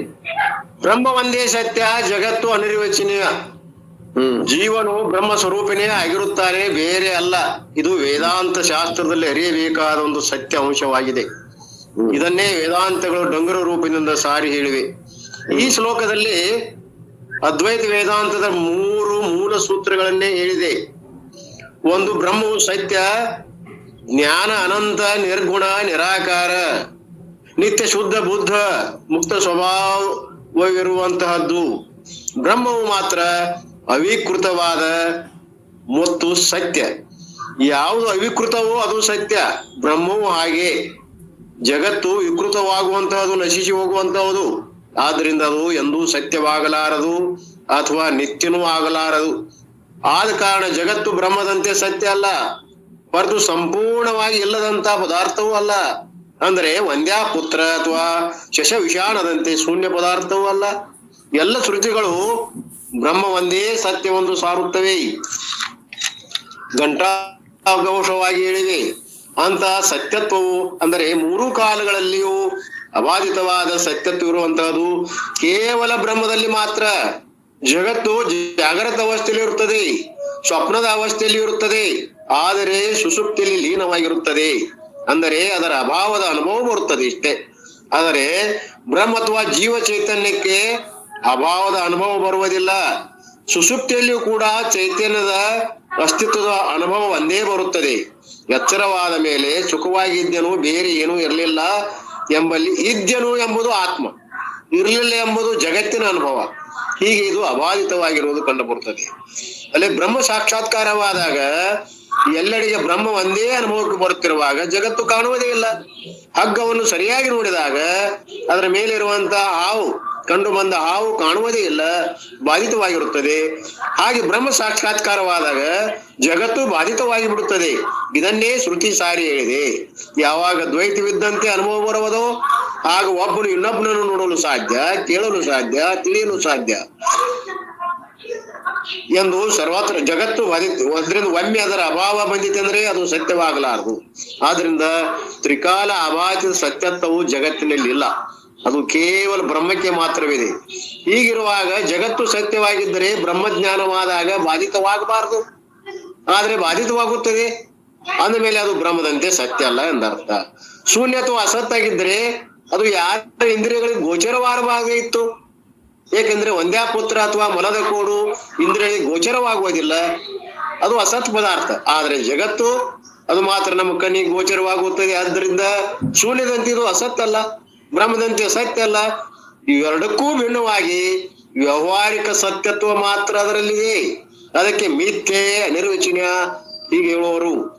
ಸತ್ಯ ಚೇತ್ ನ ಬಾಧ್ಯೆ, ಅಸತ್ಯ ಚೇತ್ ನ ಪ್ರತೀಯೇ, ಬಾಧ್ಯತೆ ಪ್ರತೀಯತೆ ಇತಿ ಸದಸದ್ವಾನ್ ಅನಿರ್ವಚನೀಯತ್ವಂ ಮಿಥ್ಯಾತ್ವಂ ಎಂದು ಸ್ಪಷ್ಟವಾಗಿ ಜಗತ್ತು ಬ್ರಹ್ಮದಂತೆ ಮಾತ್ರ ಸತ್ಯವಲ್ಲೊಂದು ಹೇಳಿದೆ. ಶ್ರೀ ಶಂಕರಾಚಾರ್ಯರು ಮೇಲಿನ ಮೇಲೆ ಈ ವಿಷಯವನ್ನು ಎಚ್ಚರಿಸಿದ್ದಾರೆ. ಕನಸು ಜಾಗೃತ ಅವಸ್ಥೆಯಂತೆ ಸತ್ಯವಲ್ಲ, ಆದ್ರೆ ಅದು ಶೂನ್ಯವೂ ಅಲ್ಲ. ಎಲ್ಲಿಯವರೆಗೆ ಕನಸು ನೋಡುತ್ತಾನೋ ಅಲ್ಲಿಯವರೆಗೆ ಅದು ಸತ್ಯವೇ, ಎಚ್ಚರವಾದಾಗ ಮಾತ್ರ ಅದು ಅಸತ್ಯ. ಹಾಗೆ ಎಲ್ಲಿವರೆಗೆ ಬ್ರಹ್ಮ ಸಾಕ್ಷಾತ್ಕಾರವಾಗುವುದಿಲ್ಲೋ ಅಲ್ಲಿವರೆಗೆ ಜಗತ್ತು ಸತ್ಯವೇ ಎಂಬಲ್ಲಿ ಸಂಶಯ ಬೇಡ. ಅದಕ್ಕೆ ವ್ಯಾವಹಾರಿಕ ಸತ್ಯತ್ವ ಕೊಡಲಾಗಿದೆ. ಬ್ರಹ್ಮಜ್ಞಾನವಾದ ವ್ಯಕ್ತಿಗೆ ಮಾತ್ರ ಜಗತ್ತು ಮಿಥ್ಯ, ಉಳಿದವರಿಗೆ ಅಲ್ಲ. ಆದ್ರಿಂದ ಕರ್ಮ, ಭಕ್ತಿ ಮುಂತಾದ ಮಾರ್ಗವು ಅನಿವಾರ್ಯವಾಗಿ ಅನುಸರಣೀಯೇ ಆಗಿದೆ. ಎಲ್ಲವೂ ಮಿಥ್ಯೆ. ಆದ್ರಿಂದ ನಿತ್ಯ ಕರ್ಮಾದಿಗಳನ್ನು ಏಕೆ ಮಾಡಬೇಕು? ಧರ್ಮದ ನೀತಿ ನಿಯಮಗಳನ್ನು, ವಿಧಿ ನಿಷೇಧಗಳನ್ನು ನಾವೇಕೆ ಅನುಸರಿಸಬೇಕು ಎಂಬ ಸಂಶಯ ಬರಬಹುದಲ್ಲ, ಸಹಜ. ಅದಕ್ಕೆ ಶಂಕರಾಚಾರ್ಯರು ಬ್ರಹ್ಮಜ್ಞಾನವಾಗುವವರೆಗೆ ಇದೆಲ್ಲ ಸತ್ಯವೊಂದೇ ಬಗೆಯ ವ್ಯವಹಾರ ಮಾಡತಕ್ಕದ್ದು ಎಂದು ಬ್ರಹ್ಮಸೂತ್ರ ಭಾಷ್ಯದಲ್ಲಿ ಎಚ್ಚರಿಸಿದ್ದಾರೆ. ಸರ್ವ ವ್ಯವಹಾರಾಣಾಂ ಪ್ರಾಗ ಬ್ರಹ್ಮಾತ್ಮೈಕ್ಯ ವಿಜ್ಞಾನ ಅಂತ ಒಂದು ಶ್ಲೋಕದಲ್ಲಿ ಬ್ರಹ್ಮಜ್ಞಾನವಾಗುವವರೆಗೆ ಅವಿದ್ಯೆಯ ಪ್ರಭಾವದಿಂದ ಜಗತ್ತಿನ ವಿಲಾಸವನ್ನು ಪ್ರತಿಯೊಬ್ಬನು ಅನುಭವಿಸುತ್ತಲೇ ಇರುತ್ತಾನೆ. ಜಗತ್ತು ಬ್ರಹ್ಮದಂತೆ ಸತ್ಯವಲ್ಲ. ಏಕೆಂದ್ರೆ ಅವಿದ್ಯೆಯ ಪಂಜರದಲ್ಲಿ ಸಿಕ್ಕಿರುವಂತದ್ದು ಅಥವಾ ಅವಿದ್ಯೆಯ ಪರಿಣಾಮವೇ ಜಗತ್ತು. ವೇದ, ಶಾಸ್ತ್ರ, ಪುರಾಣ ಇವೆಲ್ಲವುಗಳು ಅವಿದ್ಯೆಯ ಮೂಲ ಸೂತ್ರವನ್ನೇ ಹೊತ್ತುಕೊಂಡೇ ನಿಂತಿವೆ. ಅಂದರೆ ಆತ್ಮ ಅನಾತ್ಮ ಇವುಗಳ ಅಧ್ಯಾಸದಿಂದಲೇ ಹೊರಟಿರುವವು. ಇವೆಲ್ಲವೂ ಬ್ರಹ್ಮಜ್ಞಾನವಾಗುವವರೆಗೆ ಮಾನ್ಯ, ಇದರಲ್ಲಿ ಹೇಳಷ್ಟು ಸಂಶಯ ಇಲ್ಲ. ಪ್ರಾಚ್ಯ ತತಭೂತಾತ್ಮ ವಿಜ್ಞಾನಾತ್ ಪ್ರವರ್ತಮಾನಂ ಶಾಸ್ತ್ರ ವಿದ್ಯಾ ವಿಧಿಶತ್ವ ನಾತಿ ವರ್ತತೆ ಎಂದು ಅಧ್ಯಾಸ ಭಾಷೆಯಲ್ಲಿ ಶಂಕರರೇ ಹೇಳಿದ್ದಾರೆ. ಬ್ರಹ್ಮಜ್ಞಾನವಾಗುವುದು ಅಧ್ಯಾಸತು ಅವಿದ್ಯೆಯ ನಾಶ ಮಾಡಿಕೊಂಡಾಗಲೇ ಎಂಬುದನ್ನು ಖಚಿತ ಮಾಡಿಕೊಳ್ಳಿ. ಹೀಗೆ ಜಗತ್ತು ಬ್ರಹ್ಮದಂತೆ ಸತ್ಯ ಅಲ್ಲ, ಶೂನ್ಯದಂತೆ ಅಸತ್ಯ ಅಲ್ಲ, ಎರಡಕ್ಕೂ ಭಿನ್ನವಾಗಿ ಅನಿರ್ವಚನೀಯ ಎಂದು ತಿಳಿಯುವುದೇ ಮಿಥ್ಯಾತ್ವ ನಿಶ್ಚಯ. ಅನೇನ ಜೀವೇನ ಆತ್ಮನಾನು ಪ್ರವಿಶ್ಯ ನಾಮರೂಪೇ ವ್ಯಾಕರಣಾನಿ ಎಂದು ಉಪನಿಷತ್ತು ಹೇಳಿದಂತೆ ಪರಬ್ರಹ್ಮ ಚೈತನ್ಯವೇ ದೇಹದ ಅಂತಃಕರಣವನ್ನು ಪ್ರವೇಶಿಸಿ ಜೀವ ಎಂಬ ಹೆಸರು ಪಡೆದುಕೊಳ್ಳುತ್ತದೆ. ಪರಮಾತ್ಮ ಚೈತನ್ಯವೇ ಅಥವಾ ಮಹಾ ಚೈತನ್ಯವೇ ಎಲ್ಲ ದೇಹಗಳನ್ನು ಪ್ರವೇಶಿಸಿ ಜೀವ ಎಂಬ ಸಂಜ್ಞೆಯನ್ನು ಹೊಂದಿರುವುದರಿಂದ ಜೀವ ಬೇರೆಯಲ್ಲ, ಪರಮಾತ್ಮ ಬೇರೆಯಲ್ಲ ಎಂಬುದನ್ನು ಚೈತನ್ಯದ ದೃಷ್ಟಿಯಲ್ಲಿ ಹೇಳಲಾಗಿದೆ. ಇನ್ನು ಅವಿದ್ಯೆ ಪಂಜರದಲ್ಲಿ ಸಿಲುಕಿದ್ದರಿಂದ ಮಹಾ ಚೈತನ್ಯವು ಜೀವ ಎಂದು ಹೇಳಿಸಿಕೊಂಡಿದೆ. ಇಷ್ಟೇ. ದೊಡ್ಡ ದೊಡ್ಡ ದೀಪಗಳಿವೆ, ಟ್ಯೂಬ್ಲೈಟ್ಗಳಿವೆ, ಸಾಮಾನ್ಯ ಬಲ್ಬ್ಗಳಿವೆ, ಜೀರೋ ಬಲ್ಬ್ಗಳಿವೆ, ಅದಕ್ಕೂ ಚಿಕ್ಕದಾದ ಸಾರು ದೀಪಗಳಿವೆ. ಇವೆಲ್ಲವುಗಳ ದೀಪಗಳ ಆಕಾರ ಬೇರೆ ಬೇರೆ ಇದೆ, ಆದರೆ ಅವುಗಳಲ್ಲಿ ಹರಿಯುವಂತ ವಿದ್ಯುತ್ ಮಾತ್ರ ಒಂದೇ. ಹಾಗೆ ಒಂದೇ ಚೈತನ್ಯ ಬೇರೆ ಬೇರೆ ಅಂತಃಕರಣವನ್ನು ಪ್ರವೇಶಿಸಿ ಬೇರೆ ಬೇರೆ ಜೀವಗಳನ್ನು ಬೇರೆ ಬೇರೆ ಆಗಿರುವಂತೆ ಕಾಣುತ್ತಿವೆ. ಒಂದೇ ಆಕಾಶ ಬೇರೆ ಬೇರೆ ಘಟಗಳಲ್ಲಿ ಪ್ರವೇಶಿಸಿದಾಗ ಘಟಾಕಾಶ ಮಠಾಕಾಶ ಹೀಗೆ ಹೇಳುತ್ತಾ ಬಂದೆ. ಆ ಘಟ ಒಡೆದು ಹೋದರೆ ಅದರಲ್ಲಿ ಆಕಾಶ ಇದ್ದಂತೆ ಇದೆ, ಮೂಲ ಆಕಾಶದ ಮೊದಲಿನ ಸ್ವರೂಪದಲ್ಲಿಯೇ ಉಳಿದು ಬಿಡುತ್ತದೆ.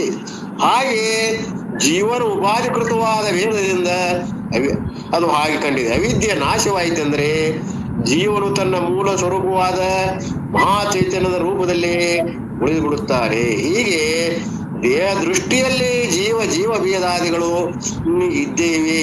ಯತ್ರತೋ ಸರ್ವಮಾತ್ಮೈವ ದೇವಭೂತ ತತ್ ಕೇನಕಂ ಪಶ್ಯೇತ್ ಕೇನಕಂ ಶೃಣುಯಾತ್ ಇತ್ಯಾದಿ ಉಪನಿಷತ್ ವಾಕ್ಯದಿಂದ ಜೀವನು ತನ್ನ ಮೂಲ ಆತ್ಮ ಸ್ವರೂಪವನ್ನೇ ಪಡೆದು ಬಿಡುತ್ತಾನೆ. ಬ್ರಹ್ಮವಿತ್ ಆಪ್ನೋತಿ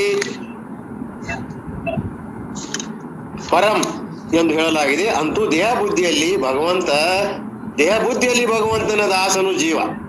ಏಕೆಂದ್ರೆ ಭಗವಂತನ ದಾಸನಾಗಿ ಭಕ್ತಿಯಿಂದ ಪೂಜಿಸಿ ನಿತ್ಯ ಕರ್ಮಗಳನ್ನು ಮಾಡಿ ಚಿತ್ತ ಶುದ್ಧಿ ಆದ ಮೇಲೆ ಉಪಾಸನಾದಿಗಳನ್ನು ಮಾಡುತ್ತಾ ಯೋಗ ಮಾರ್ಗದಲ್ಲಿ ಮುಂದುವರೆದು ಸಂಪೂರ್ಣ ಎಲ್ಲ ವಾಸನಾದಿಗಳನ್ನು ತೀರಿಸಿಕೊಂಡು ಮನೋನಾಶ ವಾಸನಾಕ್ಷಯಾದಿಗಳನ್ನು ಸಾಧಿಸಿ ಪರಿಶುದ್ಧ ಚಿತ್ತವಿರುವಾಗ ಗುರುಗಳು ತತ್ವಮಸಿ ಎಂದು ಉಪದೇಶಿಸಿದಾಗ ತನ್ನ ಸ್ವಸ್ವರೂಪ ಜ್ಞಾನ ಮಾಡಿಕೊಳ್ಳುತ್ತಾನೆ. ಹೀಗೆ ದೇವ ಬುದ್ಧಿಯಿಂದ ಭಗವಂತನ ದಾಸ ನಾನು, ಜೀವ ಬುದ್ಧಿಯಿಂದ ಪರಮಾತ್ಮ ಚೈತನ್ಯದ ಅಂಶ ನಾನು, ಆತ್ಮ ಚೈತನ್ಯ ಬುದ್ಧಿಯಿಂದ ನೀನೇ ನಾನು ನಾನೇ ನೀನು, ಇದೇ ನಿಜವಾದ ವಸ್ತು ಸ್ವರೂಪ. ದೇಹ ಬುದ್ಧಿಯಾತು ದಾಸೋಹಂ, ಜೀವ ಬುದ್ಧಿಯಾತು ತದಂಶಕಂ, ಆತ್ಮ ಬುದ್ಧಿಯಾತು ಅಮೇವ ನಿತ್ಯಾಶ ಇತಿ ಏಷ ಪರಮಾರ್ಥತ ಎಂದು ಹೇಳುವುದು ಎಲ್ಲ ಹಂತಗಳಲ್ಲಿ ಆತ್ಮನ ಅನಿಸಿಕೆಯನ್ನು ಸೂಚಿಸುತ್ತದೆ. ಆದ್ದರಿಂದ ಜೀವೋ ಬ್ರಹ್ಮಯೋನಾ ಪರಃ ಎಂದು ಹೇಳಲಾಗಿದೆ. ಅಹಂ ಬ್ರಹ್ಮಾಸ್ಮಿ, ಅಯಮಾತ್ಮ ಬ್ರಹ್ಮ, ಪ್ರಜ್ಞಾನಂ ಬ್ರಹ್ಮ ಮುಂತಾದ ವಾಕ್ಯಗಳು ಜೀವ ಬ್ರಹ್ಮರ ಭೇದವನ್ನು ಸ್ಪಷ್ಟಪಡಿಸುತ್ತೇವೆ. ಹೀಗೆ ಸಕಲ ವೇದಾಂತಗಳ ಸಾರವೇ ಈ ಒಂದು ಶ್ಲೋಕದ ತಾತ್ಪರ್ಯ. ಇದಷ್ಟು ಹೇಳ್ಯಾರ ನೋಡ್ರಿದ್ರ. ಅದನ್ನ ಹೇಳ್ದ ಬಂತ. ಅದ ಆಯ್ತು. ಇನ್ನೊಂದು ನಾನು ಹೇಳಕ್ ಹೊಂಟಿದ್ರಾಗ ಒಂದು ಅರ್ಧ ನೆನಪಾತ್ ನನಗೆ. ಈಗ ಆ ಜಿಂಕಿ ಏನದ ಚಿಗಿರಿ ಅನ್ನು ಜಿಂಕಿ ಅನ್ರಿ, ಅದಕ್ಕ ಸತ್ಯವಾಗಿ ತೋರಾಗತ್ತಲ್ಲ ಮೃಗಜಲ. ಹೌದು, ಅದೇ ಒಬ್ಬ ಮನುಷ್ಯನಿಗೆ ಕರೆದು ತಮ್ಮ ಅಲ್ಲಿ ನೀರ್ ಕಾಣತೈತಿ ಒಂದ್ ಚರಿಗೆ ತುಂಬೋಂಬಾದ್ರೆ ಹೋಗ್ಕಾನೇನ್ರಿ? ಹೋಗುದಿಲ್ಲ ಅವಂಗ. ಯಾಕೆ ಹೋಗುದಿಲ್ಲ? ಕಾಣುದಿಲ್ಲ ಏನೋ ಅವಂಗ ಕಾಣ್ತತಿ. ಅದ್ರ ಅವ್ನ್ ಗೊತ್ತದ ಬಿತ್ತೆ ಅಂತಾನ, ಸುಡ್ರಿ ಅಲ್ಲಿ ನೀರ್ ಇಲ್ರಿ ಅಂತಾನ. ನೀವ್ ನೋಡ್ರಿ, ಜಿಂಕಿಗತೆ ಅದು ಸತ್ಯತ್ವ ಬುದ್ಧಿ ಹಿಡ್ಕೊಂಡಿವಿ ಅಂದ್ರ ನಾವ್ ಏನಾಕೇವಿ? ಸಾಮಾನ್ಯ ಜೀವಿಗಳಾಕೇವಿ.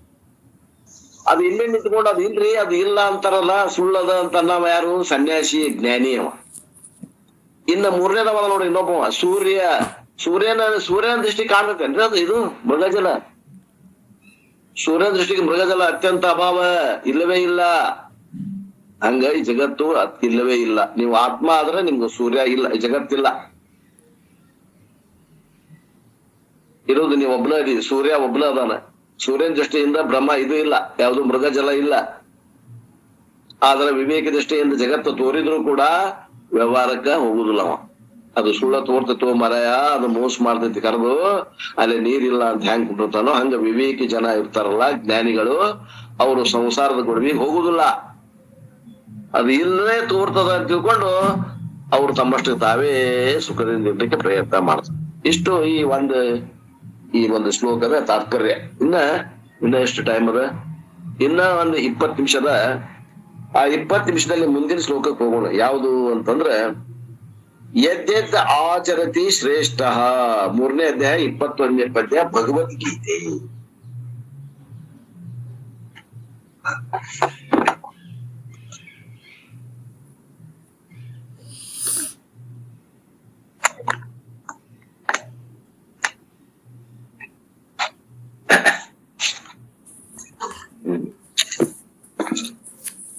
ಮತ್ತೆ ಇನ್ನೊಂದು ಇಲ್ಲಿ ನಾ ಇನ್ನೊಂದು ಹೇಳ್ಬೇಕಾಗಿತ್ತು, ಬರ್ತೆ. ಇದು ಐತಲ್ಲ, ಇದು ಯಾವುದು ಶ್ಲೋಕಾರ್ಥೇನ ಪ್ರವಕ್ಷ್ಯಾಮಿ ಯದುಕ್ತಂ ಗ್ರಂಥಕೋಟಿಭಿ ಬ್ರಹ್ಮ ಸತ್ಯ ಜಗನ್ಮಿಥ್ಯ ಜೀವೋ ಬ್ರಹ್ಮೈವ ನಾಪರಃ ಅಂತಾರಲ್ಲ, ಈ ಶ್ಲೋಕಕ್ಕೆ ಸಮನಾದಂತ ಒಂದು ಶ್ಲೋಕ ಅದ. ಎಲ್ಲೇ ಅಂದ್ರೆ ಭಗವದ್ಗೀತೆ ಒಳಗದ. ಬಹಳ ಮಂದಿ ವ್ಯಾಖ್ಯಾನ ಮಾಡೋರು ಹೇಳ್ತಾರೆ ಈ ಮಾತನ್ನ. ಅದು ಯಾವುದು ಅಂದ್ರೆ 4ನೇ ಅಧ್ಯಾಯ 24ನೇ ಶ್ಲೋಕ. ಅದನ್ನ ಹೇಳಿ ಮುಂದೆ ಹೋಗ್ತಾರೆ. 24ನೇ ಶ್ಲೋಕ ಓದ್ತೇನೆ ನೋಡ್ರಿ. ಬ್ರಹ್ಮಾರ್ಪಣಂ ಬ್ರಹ್ಮ ಹವಿಹಿ ಬ್ರಹ್ಮಾಗ್ನೌ ಬ್ರಹ್ಮಣಾಹುತಂ ಬ್ರಹ್ಮೈವ ತೇನ ಗಂತವ್ಯಂ ಬ್ರಹ್ಮ ಕರ್ಮ ಸಮಾಧಿನ. ಈ ಏನದ ಇದು 4ನೇ ಅಧ್ಯಾಯದ 24ನೇ ಮಂತ್ರಕ್ಕೂ ಮತ್ತು ಈ ಏನದ ಬ್ರಹ್ಮ ಸತ್ಯ ಜಗನ್ಮಿಥ್ಯ ಜೀವೋ ಬ್ರಹ್ಮೈವ ನಾಪರ ಅನ್ನೋದಕ್ಕೆ ಸಾಮ್ಯವನ್ನು ಮಾಡಿ ಹೇಳ್ತಾರೆ ಕೆಲವು ಮಂದಿ ವ್ಯಾಖ್ಯಾನಕಾರರು. ಅಂದ್ರೆ ಈ ಶ್ಲೋಕದ ಅರ್ಥ ಏನು ಅಂದ್ರೆ, ಯಜ್ಞಕ್ಕಾಗಿಯೇ ಆಚರಣೆ ಮಾಡುವವರಲ್ಲಿ ಈ ಭಾವನೆಯಿಂದಲೇ ಕೆಲವರು ಯಜ್ಞ ಮಾಡುತ್ತಾರೆ ಅಂತ ಹೇಳ್ತಾರೆ. ಯಾವ ಯಜ್ಞದಲ್ಲಿ ಅರ್ಪಣ ಅರ್ಥ ಶ್ರುವ ಇತ್ಯಾದಿಗಳು ಬ್ರಹ್ಮವಾಗಿವೆಯೋ, ಅರ್ಪಣ ಏನೇನು ಅರ್ಪಣೆ ಮಾಡ್ತೀವಿ ಅದು ಬ್ರಹ್ಮ. ಯಜ್ಞ ಕುಂಡದ ಕಲ್ಪನೆ ಮಾಡ್ಕೊಡ್ರಿ. ಯಜ್ಞ ಕುಂಡದಲ್ಲಿ ಹವಿಷ್ಯಗಳನ್ನ ಅರ್ಪಣೆ ಮಾಡ್ತೀವಿ, ಅದು ಬ್ರಹ್ಮನ ಅಂತಾರ. ಶೃಕ್ ಮಾಲೆ ಮುಂತಾದ ಸಾಧನೆಗಳು ಏನ್ ಅರ್ಪಣೆ ಮಾಡ್ತಾರ ಅವು ಅರ್ಪಣೆ ಏನ್ ಮಾಡ್ತೀವಿ, ಅರ್ಪಣಂ ಬ್ರಹ್ಮ, ಅದು ಬ್ರಹ್ಮ. ಹವಿ ಬ್ರಹ್ಮ ಅಂದ್ರೆ ಹವನ ಮಾಡಲ್ಪಡಲು ಯೋಗ್ಯವಾದ ದ್ರವ್ಯ ಏನದ ಅದು ಬ್ರಹ್ಮ. ಅರ್ಪಣ ಮಾಡು ಕ್ರಿಯೆನೂ ಬ್ರಹ್ಮ, ಅರ್ಪಣ ಮಾಡುವ ದ್ರವ್ಯನೂ ಬ್ರಹ್ಮ.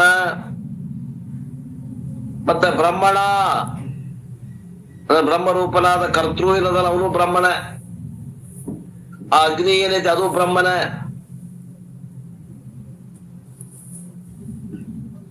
ಎಲ್ಲವೂ ಬ್ರಹ್ಮ ಅಂತ ಹೇಳ್ಬಿಡ್ತೈತಿ ಈ ಶ್ಲೋಕ. ಆ ಬ್ರಹ್ಮ ಕರ್ಮದಲ್ಲಿ ಸ್ಥಿತನಾಗಿರುವ ಯೋಗಿಯ ಮೂಲಕ ಪಡೆಯಲು ಯೋಗ್ಯವಾದ ಫಲವೂ ಸಹ ಬ್ರಹ್ಮವೇ ಆಗಿದೆ. ಅವ ಏನ್ ಫಲ ಪಡಿತಾನ ಅದು ಬ್ರಹ್ಮವೇ. ಅದು ಎಲ್ಲಿ ನೋಡ್ತೀಯ ಹತ್ರ ಸಮುದ್ರದಲ್ಲಿ ಇದ್ದಂತ ಒಂದು ಯಾವುದೋ ಒಂದು ಪಕ್ಷಿ ಸಮುದ್ರದಾಗ ಅದ ಅಂದ್ರ ಅದು ಎಕಡೆ ನೋಡಿದ್ರು ಕೂಡ ಅದಕ್ಕ ಸಮುದ್ರನೇ ಹೆಂಗ್ ಕಾಣ್ತೈತೇವ ಹಂಗ ಇಲ್ಲಿ ಜ್ಞಾನಿಗೆ ಎಲ್ಲಿ ನೋಡಿದ್ರು ಕೂಡ ಏನ್ ಕಾಣ್ತದ ಅಂದ್ರೆ ಬ್ರಹ್ಮವೇ ತೋರ್ತದ. ಇವ ಮಾಯೆಯನ್ನ ದಾಟಿದಾನ, ಇವ ಶೋಧನೆ ಮಾಡ್ಯಾನ, ಆತ್ಮಜ್ಞಾನವನ್ನ ಹೊಂದ್ಯಾನ. ಈಗ ಅವನ ಸ್ವರೂಪ ಅಂತಂದ್ರೆ ಇವ ಸೂರ್ಯ ಆಗ್ಯಾನ. ಸೂರ್ಯನಲ್ಲಿ ಏನು ಮೃಗಜಲ ಇಲ್ಲ, ಜಗತ್ತು ಇಲ್ಲ, ಏನು ತೋರುದಿಲ್ಲ ಜಗತ್ತು. ಹಂಗ ಬ್ರಹ್ಮ ಆದವಂಗ ಬ್ರಹ್ಮ ಆಗಿ ಬ್ರಹ್ಮವಿತ್ ಬ್ರಹ್ಮೈವ ಭವತಿ. ನೀ ಮೊದಲ ಬ್ರಹ್ಮ ಆಗು, ಆಮ್ಯಾಗ ನೋಡು ನಿನ್ನ ಬಿಟ್ಟು ಏನೂ ಇಲ್ಲ ಅನ್ನುವಂತ ಅರ್ಥದ ಇದು. ಯಾವ ಯಜ್ಞದಲ್ಲಿ ಅರ್ಪಣ ಅರ್ಥಾತ್ ಸ್ರುವ ಇತ್ಯಾದಿಗಳು ಬ್ರಹ್ಮವಾಗಿವೆಯೋ ಮತ್ತು ಹವನ ಮಾಡಲು ಯೋಗ್ಯವಾದ ದ್ರವ್ಯವೂ ಕೂಡ ಬ್ರಹ್ಮವಾಗಿದೆಯೋ, ಹಾಗೆ ಬ್ರಹ್ಮರೂಪಿ ಕರ್ತೃವಿನ ಮೂಲಕ ಬ್ರಹ್ಮರೂಪ ಅಗ್ನಿಯಲ್ಲಿ ಆಹುತಿ ಕೊಡುವ ಕ್ರಿಯೆಯೂ ಬ್ರಹ್ಮವಾಗಿದೆಯೋ, ಆ ಬ್ರಹ್ಮ ಕರ್ಮದಲ್ಲಿ ಸ್ಥಿತನಾಗಿರುವ ಯೋಗಿಗೆ ಪಡೆಯಲು ಯೋಗ್ಯವಾದ ಫಲವೂ ಕೂಡ ಬ್ರಹ್ಮವೇ ಆಗಿದೆಯೋ.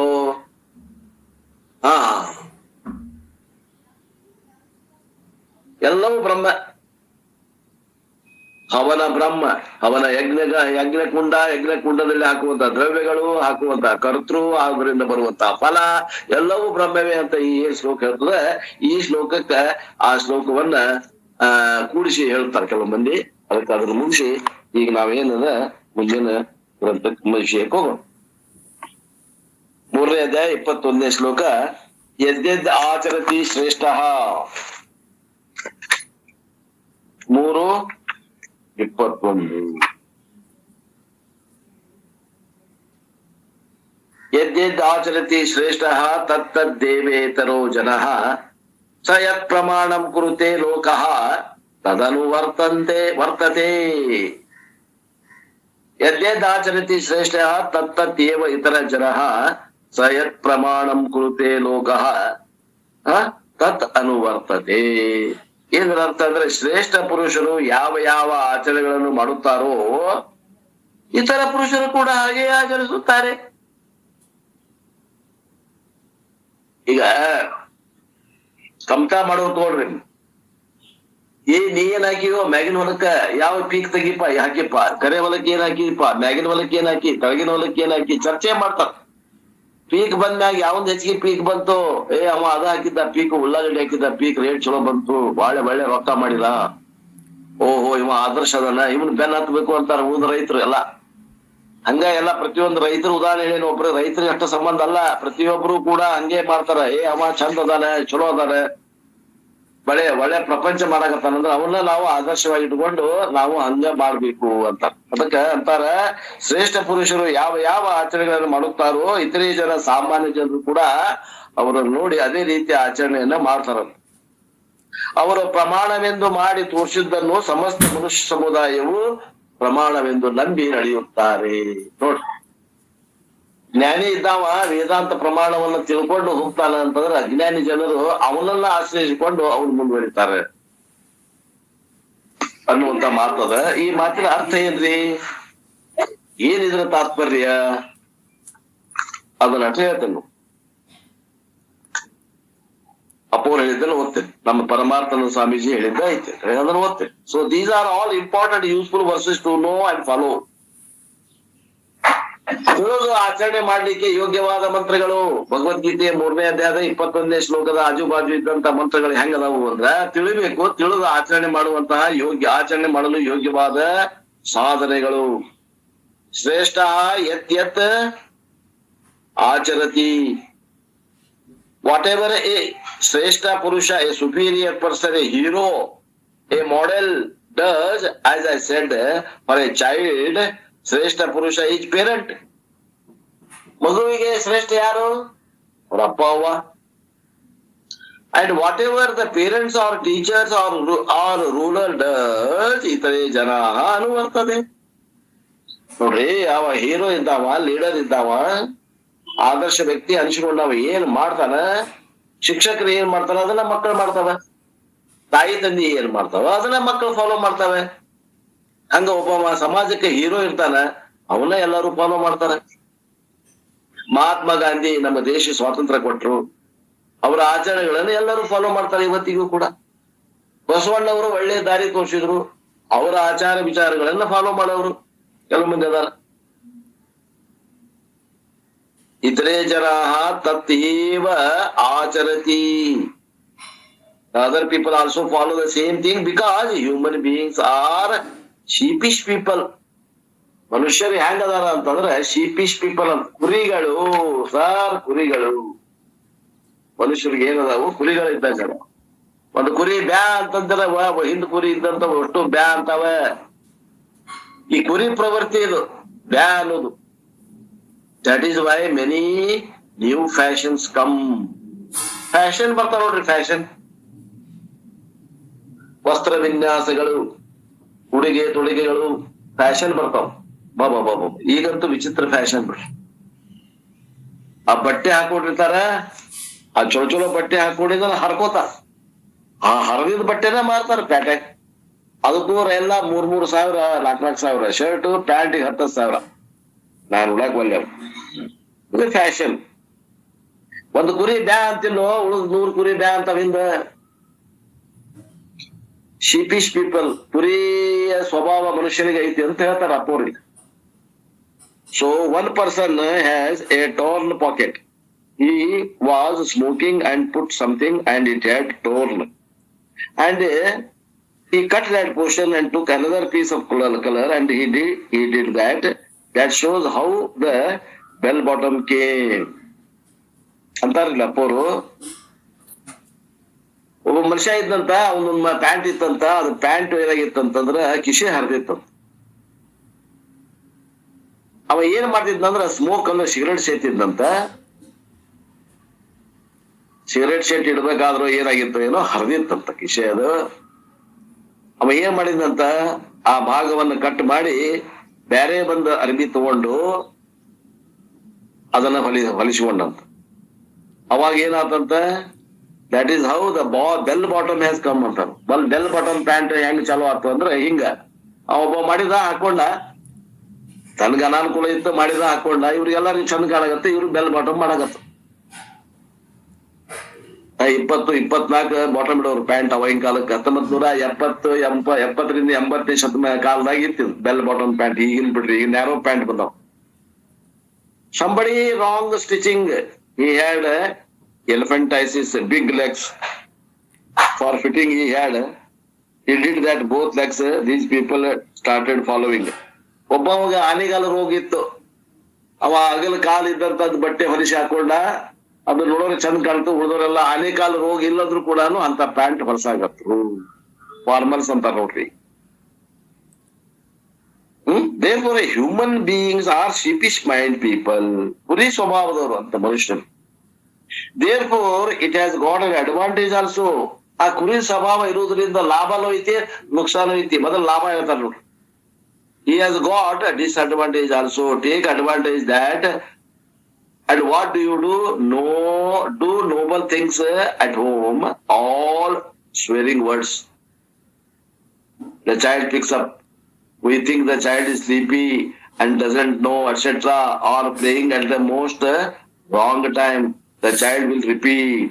When Swamiji has come, the child will very, very carefully repeat the word. And the mother will say, why did you repeat that word? And the child will say that you only said it the other day. So you feel like that idiot before Swamiji. Swamiji ಇದ್ದಾಗ ಒಂದ್ ಮಾತಾಡ್ತೀವಿ ನಾವು, ಸ್ವಾಮೀಜಿ ಇಲ್ದಾಗ ಒಂದ್ ಮಾತಾಡ್ತೀವಿ. ಮನೆಗೆ ಸ್ವಾಮೀಜಿ ಬಂದಾಗ, ಮನ್ಯಾಗ ಸ್ವಾಮೀಜಿ ಇಲ್ದಾಗ ಸ್ವಾಮೀಜಿ ಬಗ್ಗೆ ನಾವ್ ಏನ್ ಮಾತಾಡಿದ್ವಿ ಆ ಮಗು ಸ್ವಾಮೀಜಿ ಮುಂದೆ ಹೇಳ್ಬಿಡ್ತದ. From where does the child gets everything. ಎಲ್ಲಿ ಸಿಗ್ತಾ ಸ್ವಾಮಿ ಆ ಹುಡುಗಿ ಕೂಸಿಗೆ ಮಾತಾಡಕ ಹಿಂಗ ಜ್ಞಾನ? ತಂದೆ ತಾಯಿ ಅವನಿಗೆ ಮಾತಾಡಿರ್ತಾರೆ. So every word I use, every action I do, if the father gets up early morning and does puja, the child will also do the deeparadhanam. ಹೇಳ್ತಾರ ಅಪ್ಪವ್ರು, ಸ್ವಾಮೀಜಿ ಹೇಳ್ರಿ ಬೇಗ ರಶಿಲಾಗಿ ಹೇಳ್ರಿ, ಪೂಜೆ ಮಾಡ್ರಿ, ಸ್ನಾನ ಮಾಡಿ ಪೂಜೆ ಮಾಡ್ರಿ ಅಂತ ಹೇಳ್ತಾರ. ಇವ್ರು ಏನ್ ಮಾಡ್ತಾರ, ಉಳಿದ ಹೊತ್ನಾಗ ಪೂಜೆನೂ ಮಾಡಂಗಿಲ್ಲ, ಸ್ನಾನನೂ ಮಾಡಂಗಿಲ್ಲ. ಮಾಡಿದ್ರು ಅವಸರಲ್ಲೇ ಸ್ನಾನ ಮಾಡಿ ಆಫೀಸ್ಗೆ ಹೋಗುದು ಮಾಡಿರ್ತಾರ. ಸ್ವಾಮೀಜಿ ಬರ್ತಾರಂದು ಮುಂಜಾನೆ ರಶಿಲಾಗಿ ಎದ್ದು ಸ್ನಾನ ಜಾಗ ಮಾಡಿ ಪೂಜೆ ಮಾಡಿರ್ತಾರ. ಅವ ಹೇಳ್ತಾನ ಹುಡುಗ ಮನ್ಯಾಗ, ಅಪ್ಪರ ನೀವ್ ಇದ್ದಾಗ ಅಷ್ಟ ನೋಡ್ರಿ ಪೂಜೆ ಮಾಡುದು, ನೀವು ಬರೋದು ಅಷ್ಟ ಪೂಜೆ ಮಾಡ್ತಾರ ಇವ್ರು, ಇಲ್ಲಾಂದ್ರೆ ದಿನ ಪೂಜೆನ ಮಾಡುದಿಲ್ಲ. ನೀವಂತೀರಿ ದಿನ ಪೂಜೆ ಮಾಡತ್ತೀರಿ, ಇವ್ರು ಪೂಜೆ ಮಾಡೋದಿಲ್ಲ ನೋಡ್ರಿ ಅಂತ ಹೇಳ್ತಾನ ಅವ್ರು. ಯಾರ ಮುಂದ? ಸ್ವಾಮೀಜಿ ಮುಂದೆ ಹೇಳ್ತಾನ. ಏನ್ ನೋಡಿ ಹೇಳಿದವ, ನೀವ್ ಏನ್ ಆಚರಣೆ ಮಾಡ್ತೀರಿ ಅದನ್ನ ಹೇಳ್ತಾನವ. ಅವನು ಅದ ಆಚರಣೆ ಮಾಡ್ತಾನೆ. Father lights up the cigarette, the child will also do the same with the pencil or pen in the mouth. ಅಪ್ಪ ಸಿಗರೇಟ್ ಸೇರ್ತಾರಂದ್ರ ಮಗುನು ಅದನ್ನೇ ಮಾಡ್ತಾನ. ಆದ್ರೆ ಸಿಗರೇಟ್ ಇರಂಗಿಲ್ಲ, ಪೆನ್ನು ಕಡುವು ಇಟ್ಕೊಂಡು ಮಾಡ್ತಾನೆ. The child will repeat the same thing. ಆ ಮಗು ಅದನ್ನ ಏನ್ ಮಾಡ್ತದ? ಪುನರಾವರ್ತನೆ ಮಾಡ್ತದ. ದೇರ್ಫೋರ್ ಸಹ ಯತ್ ಪ್ರಮಾಣಾತ್ ಕುರುತೆ ಸಹ. Whatever the Shrestha Purusha sets as in Pramanam standard in the Gurukula or in the home or in the society, especially when the red signal comes, we can see everybody goes. That if there is one person who is waiting there because of red signal, you feel like a black sheep now. You stop for the red signal. Behind shouts at you. What kind of person you are? Better go. This is how we find the person. One person does, whether it is a Pailavan or Shrestha Purusha, because he has green bus. For him the green signal is there everywhere. The one Pallavan or everybody also goes. So everybody's action somebody violates, and we also tend to do that. Still worse, if you do not violate, we begin to feel bad. ಅಂತಾರಪ್ಪ ಉದಾಹರಣೆ ಕೊಡ್ತಾರ. ಸಿಗ್ನಲ್ದಾಗ ನಿಂತೀರಿ, ಕೆಂಪ signal ತೋರ್ಸ್ಯಾರ ಹೋಗ್ಬೇಡ್ರಿ ಅಂತ signal ಬಿದ್ದದ, ಗಾಡಿ ತಗೊಂಡ್ ನಿಂತೀರಿ. ಎಷ್ಟೋ ತಗೊಂಬಾರ ಇದು ಬರೋದಿಲ್ಲ ಗ್ರೀನ್ ಸಿಗ್ನಲ್ ಅಂತ ಕಾಯ್ತಾ ಇದ್ದೇವಿ. ಗ್ರೀನ್ ಸಿಗ್ನಲ್ ಬಂತು, ಅಕಸ್ಮಾತ್ ಇವನ್ ಗಾಡಿ ಲಘು ಚಾಲು ಆಗಲಿಲ್ಲ, ಹಿಂದವ್ರು ಅಷ್ಟು ಶೋರ್ಟ್ ಮಾಡ್ರಿ, ಗಾಡಿ ಚಾಲು ಮಾಡು, ಏನ್ ಮಾಡಕತ್ತಿ ಮಕ್ಕೊಂಡು ಏನಂತ ಬೈತಾರ. ಪುರ್ಸೊತ್ತಿಲ್ಲ. ಅಥವಾ ಒಬ್ಬೊಬ್ಬ ಏನ್ ಮಾಡ್ತಾನ, ಸಿಗ್ನಲ್ ರೆಡ್ ಸಿಗ್ನಲ್ ಇರ್ತೈತಿ, ಗಾಡಿ ಸೈಡ್ ಹಾಸ್ಯ ತಗೊಂಡ್ ಪಾರಾಯ್ ಬಿಡ್ತಾನ. ಅಯ್ಯೋ ನಾವು ಹೋಗ್ಬಿಟ್ಟ, ಯಾರು ಪೊಲೀಸ್ ಹಿಡಿಲಿಲ್ಲ ಅವ್ನು, ನಾನು ಹೋಗ್ಬಿಡ್ಲೇನೋ ಅಂತೇಳಿ. ಸಿಗ್ನಲ್ ಇದ್ರು ಕೂಡ ಲಘು ಅವಸರಲ್ಲೇ ನಾವು ಹೋಗ್ಬೇಕು ತಪ್ಪಿಸ್ಕೊಂಡು ಅಂತ ವಿಚಾರ ಮಾಡ್ತೇವಿ. ಒಬ್ಬ ಮಾಡಿದ್ದನ್ನು ಮತ್ತೊಬ್ಬರು ಮಾಡ್ತೇವಿ. ಒಬ್ರು ಮಾಡಿದ್ದು ಚಲೋ ಅನಿಸ್ತಂದ್ರ ನಾವು ಅದನ್ನ ಮಾಡ್ತೇವಿ. ಅದನ್ನ ಹೇಳಕತ್ತಾರಪ್ಪ. That is still a terrible ಯತ್ ಪ್ರಮಾಣಂ ಕುರುತೆ. People follow that only. ಯಾವ್ದು ಆದರ್ಶ ವ್ಯಕ್ತಿ ಇರ್ತಾನ, ಅವ ಏನ್ ಮಾಡ್ತಾನ ಅದರ ಒಂದು ಸಾಮಾನ್ಯ ಜನರು ಕೂಡ ವಿಚಾರ ಮಾಡ್ದಾನೆ ಕಣ್ಣು ಮುಚ್ಚಿ ಶ್ರದ್ಧೆಯಿಂದ ಆ ಕೆಲಸ ಮಾಡ್ತಾರ. ಆದ್ರಿಂದ ಈ ಸಮಾಜದಾಗ ಲೀಡರ್ ಆದವರು ಅಥವಾ ಗುರುಗಳಾದವರು ಅಥವಾ ಮನೆಯೊಳಗ ತಾಯಿ ತಂದೆ ಆದವರು ಇವರೆಲ್ಲ ಹೆಂಗಿರ್ಬೇಕು ಅಂದ್ರ ಅವ್ರು ಏನು ಆಚರಣೆ ಮಾಡಂತ ಮತ್ತೊಬ್ಬರಿಗೆ ಹೇಳ್ತಾರ, ಅವನು ಆಚರಣೆ ಮಾಡೋರು ಆಗಿರ್ಬೇಕು. ಸುಮ್ಮನೆ ಬರೀ ಹೇಳೋದು ಆಚರಣೆ ತಪ್ಪಿಸೋದು ಮಾಡಬಾರದು ಅನ್ನುವಂತ ಆದರ್ಶ ಮಾತುಗಳನ್ನ ಈ ಶ್ಲೋಕದಲ್ಲಿ ಹೇಳಿದಾರೆ.